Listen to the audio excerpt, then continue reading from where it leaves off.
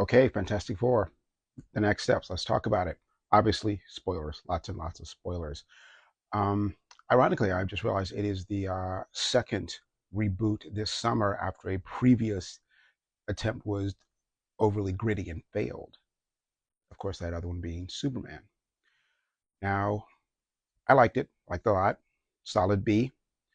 One of the reasons I like it is the look is beautiful. It's absolutely gorgeous. The retro futurism going on there is stunning.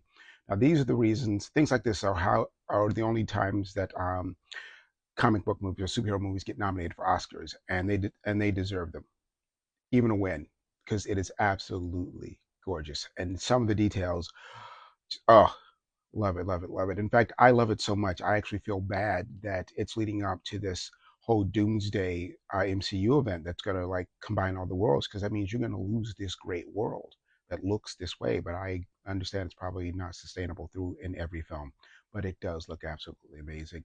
And some of the details are just like one feels like a really like a deep geek cut, because when we see Galactus, he kind of looks like the Mobius Galactus. The detailing looks like the artwork style of Mobius. And accident or deliberate. It feels deliberate, and I love it. And let's start the spoilers off already. Galactus isn't as deified as he is in the comics, where he's basically just a god. He can just wave his hand and do things with powers. Here, he's grounded. Yes, the giant planet-eating alien is a bit more grounded. Is like his blood is basically is like the lava from the worlds that he creates, and he can be hurt. So the Fantastic Four can actually hurt him physically, which was not really possible before at his full strength. So that was a nice change. I actually enjoyed that too. Um, yeah, I gotta think. I gotta think that they must have known. This looks like Mobius. How could you not? How could you not know it was Mobius? Now, another thing this has in common with Superman is that you're just thrown into a world where superheroes and supervillains exist, and nothing's been explained. There are no origins. And this is where it grabbed me for the second time, and probably just like, oh, took no prisoners. You get a montage of their adventures, which include the Mole Man, the Red Ghost, and his super apes. The Red Ghost and his super apes. I cannot tell you what this means. That's literally my earliest memory of reading about the Fantastic Four, is reading about them fighting the Red Ghost and his super apes. This is what stuck with me. This is what, even in the comics, every time they bring them back, it just talks to like the 8-year-old in me, because it was a backup story and something else that I was reading about them. It wasn't even the main story; it was the backup story. Like I told you, you don't have as good as we did. You like 60 cents, you get 100 pages. The first 10 or 12 are a new story, but the rest are reprints. And these are the reprints that got me. I read about Rama Tut, and I'm going back. Oh, but the Red Ghost and the Super Apes. That's I felt like an 8-year-old reading comics on a Saturday. The feel of this film really delivered on that. Oh, and the Mole Man. Mole Man is issue one, baby. Issue one. And the way he's portrayed here is hysterical. He steals every scene that he's in. He's obviously got some kind of rivalry with Richards, even though he has a friendship with Sue and they speak. But when he and Rita are in the room together, they just go after each other. It's hysterical. It's basically what Namor should or may be one day. But ah, I loved it. So you've got this gorgeous look. You've got this faithfulness and respect for the source material, and then nothing. And then it's just surface material for the next 30 minutes. That's all it is. It's just surface. And that's why it's getting a B, and not an A. Now, the advertising stressed it and the film stresses it. They're a family. This is about a family. Families fight. Families fight all the time. In fact, the Fantastic Four is renowned for their infighting. There are more issues where Reed is wrapping up Ben and Sue is putting Johnny in a force bubble to keep them apart than there are issues where it doesn't happen.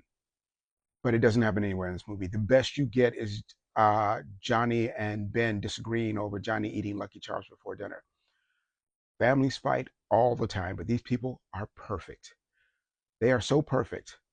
Superman by himself has more flaws than the entirety of the Fantastic Four in this movie. And that's part of the problem. Now, you know, I'm not about pain and suffering in my comics. I don't read the X-Men for a reason. I don't need all the ennui. But Ben's pain is part of his character, especially at the beginning, his pathos. It's very much part of who he is. And it's nowhere to be seen in this movie at all. It's actually early. We're told it's only been 4 years since they've been changed. See, get it? 4. And Ben is okay. In fact, it's Reed who feels badly about it still. You see Reed's internal pain, but none from Ben about this. And that is a problem. I mean, I'm glad it's gone now after 60 years. It should be gone. In fact, he should be able to turn back and work for the thing at this point. Him being trapped is ridiculous. It's served all the story purposes it can serve. It needs to go. But at this point, he should be dealing with it on some level. Even if he's keeping it hidden from Reed because he loves Reed, we should see him dealing with it. They give him his classic civilian garb, with the big coat and the hat, but there's none of the weight of the pain and the loneliness behind it. One of the greatest drawings done by Jack Kirby on his career on the Fantastic Four sums it all up. Likewise, Johnny Storm, the impulsive hothead, nowhere to be seen in this. Johnny is thoughtful and kind and sensitive and maybe even a little bit brilliant as he figures out the Silver Surfer's native alien language by himself. Now, I don't necessarily need the comic book bickering they did, because when you look at it now, some of his barbs at Ben are just so cruel, and you see how they don't work in that last horrible attempt at the Fantastic Four, where Michael B. Jordan calls Ben a thing that no one wanted, and it just comes off so unnecessarily vicious and nasty. I gotta say it. It was done better in the early aughts reboot with Michael Chiklis and Chris Evans. They nailed their relationship perfectly and those characters perfectly. They had a reason to bicker. They had a relationship of the guy who crashed a test module with two wannabe models in it. That's Johnny Storm. And Ben is this established pilot who doesn't like this kid who's just like has no control and goes off. Their dynamic worked very well. And I've said when I talked about the film, the first 45 minutes, hour of it is a very decent Fantastic Four origin. Then it goes off the rails, and of course, in the second film. But they got it better than this film got it in terms of adapting the characters from the comics. Now, the movie only starts to pick up again when the Silver Surfer arrives, and as many have guessed, it's Shalla-Bal who becomes the Surfer in this rather than Norrin Radd, who did it to save Shalla-Bal. And they don't even mention that maybe she did it to save Norrin Radd. We see she has a child, but Norrin's not there, and it's kind of glaring in its absence. I mean, you gave a shout out to the Mad Thinger and Diablo. We couldn't, just have some bald guy named Norrin waving bye bye. Come on. And that's the other problem with me as a geek in this. Some of the more conspicuous absences, namely Doctor Doom and the Watcher. Now, Doom was never really part of the Galactus trilogy, which is just 3 issues, by the way. So I didn't expect him to be part of it. So why do the filmmakers go out of their way to show us an empty seat of Latveria at the UN? Why bring it up? All you're doing is letting us know that he's not here. You drew attention to him for no reason whatsoever. Just, it shouldn't even be there. Now, the Watcher is another thing, because the Watcher is integral to this story, very much so. And while I love the fact that they grounded Galactus enough so that the Fantastic Four could actually fight him and didn't need basically the Deus Ex Machina that the Watcher gave them, for him not to show up at all is a massive, massive hole in this. Again, where you're shouting out Diablo and the Mad Thinker. There should have been something. Should have been something about the Watcher. I mean, we saw the Watchers in Guardians of the Galaxy 2 of all places, and it's not here where they originated, where they belong. But as some of you are probably saying, I hope you didn't start typing. Doom shows up in the post-credit sequence. We see his armor and his mask is off, and he's talking to Franklin. You should have just stuck to the Kang plan. You should have just stuck with the Kang plan and not done all this. Just fire Jonathan Majors. I mean, you replaced Ed Norton because he was a jerk. You replaced William Hurt because he died, but he also had domestic abuse charges in his private life.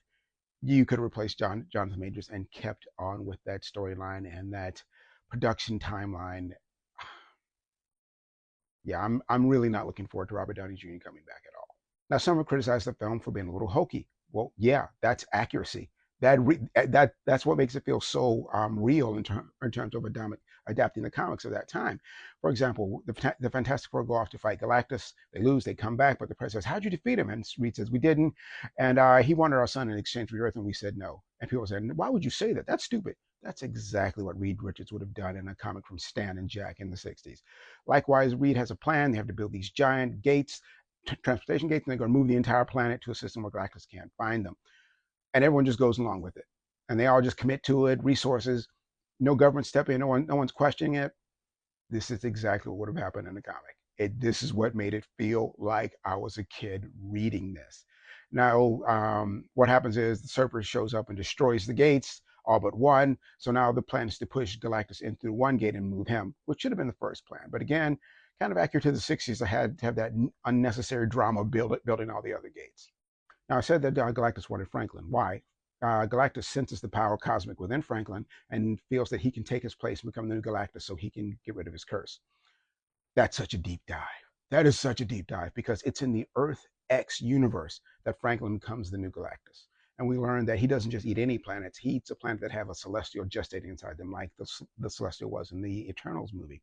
And the reason there are so many superhumans on Earth is because of the leaking energies of the celestial. Now, I loved all that lore for that series, even though I didn't really love that series. I love that lore. I don't need it to be mainstream. I like fate as a determination of who gets powers and whatnot. And you know what? I don't need I don't need stories answering questions that no one asked. So please stop Jeff Johns and Mark Waid. But I enjoyed it in that context. But that's why Galactus wants Franklin.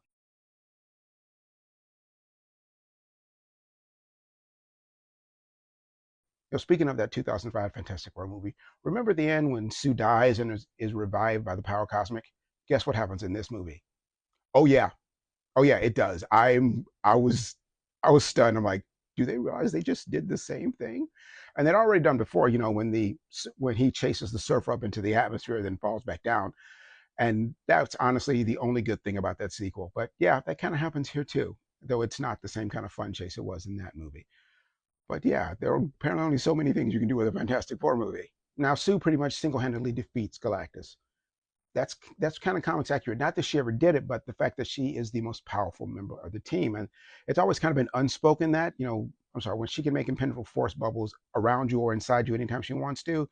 This is the most powerful member of the team. She can use them to fly. It just no, just don't even think about it. But of all people, it was John Byrne who really pushed this to the forefront in the '80s. So a broken clock is right twice a day, and Jeff Grant Morrison, when they did their Fantastic Four miniseries, they had her just beat the brakes off Doom in like a page without even trying. So yeah, flaws aside, I did really enjoy it. It is now the second best Fantastic Four movie. We know the first. Um, I'm really, again, I'm sorry. I'm going to be sorry to see this Earth go. I like the way it looked. It's Earth 828, which is the birth date of Jack Kirby, by the way, August 28th. So King Day is coming up. The other King Day, I should say.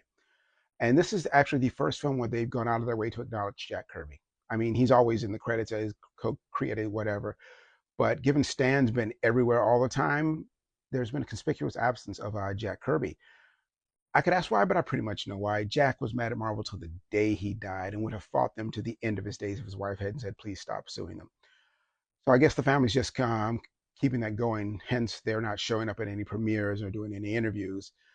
Uh, but yeah, they do really acknowledge the king at the end of this movie. And it's only fitting if there's one movie the MCU acknowledges Jack Kirby, it's this one, especially since Ben Grimm, Jack Kirby based on himself.